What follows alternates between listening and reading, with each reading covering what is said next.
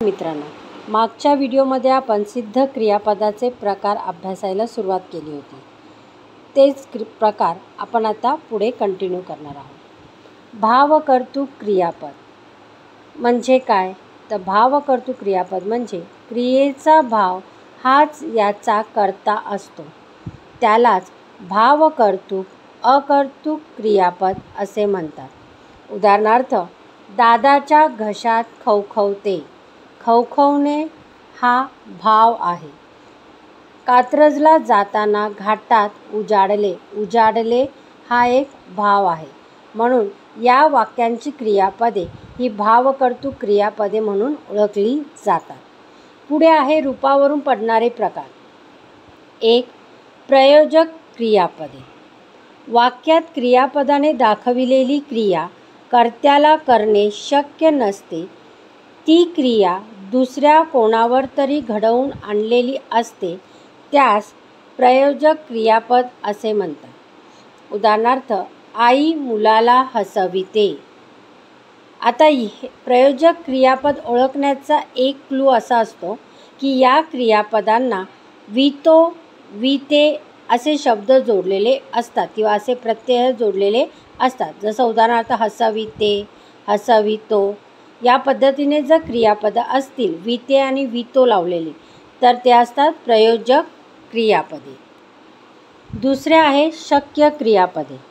जे धातू कर्त्याला क्रिया करण्याची शक्यता, सामर्थ्य आहे असे दाखवितात, त्यास शक्य क्रियापद असे म्हणतात।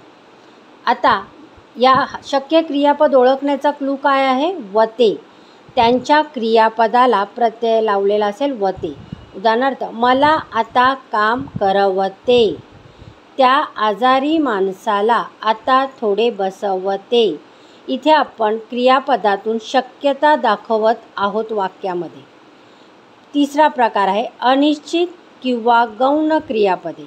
मराठी असे काही धातू आहेत की त्यांना काळाचे व अर्थाचे सर्व प्रत्यक्ष न लागता ते थोड्या वेगळ्या प्रकारे चालतात, त्यांना अनिश्चित किंवा गौण क्रियापदे असे म्हणतात। आता ही कुठली क्रियापदे असतात? तर कंसामध्ये मी ऑलरेडी लिहिलेली आहेत।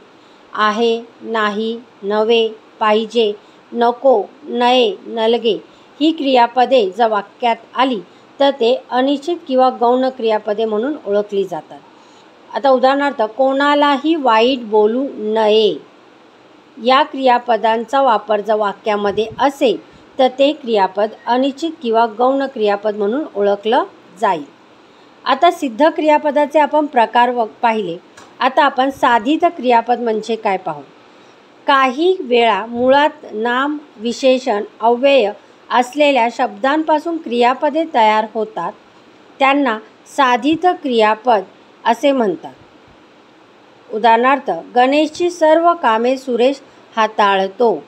हात पासून हाताळतो अशी कोणती क्रियापदे येतात? काही क्रियापदं मी इथे लिहिलेली आहेत। हाताळतो, स्थिरावले, पुढारली, पाणावले अशा प्रकारची जर क्रियापदं आली तर ती क्रियापदे साधित क्रियापदे म्हणून ओळखली जातात।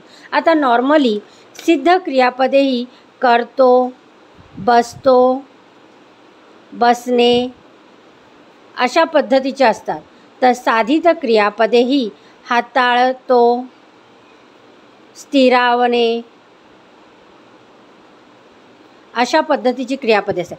बघता क्षणी तुम्हाला दोन्ही क्रियापदामध्ये फरक लक्षात येतो। हा भाग आवडला असेल तर नक्की व्हिडिओला लाईक करा, शेअर करा आणि कमेंट करून मला नक्की सांगा। धन्यवाद।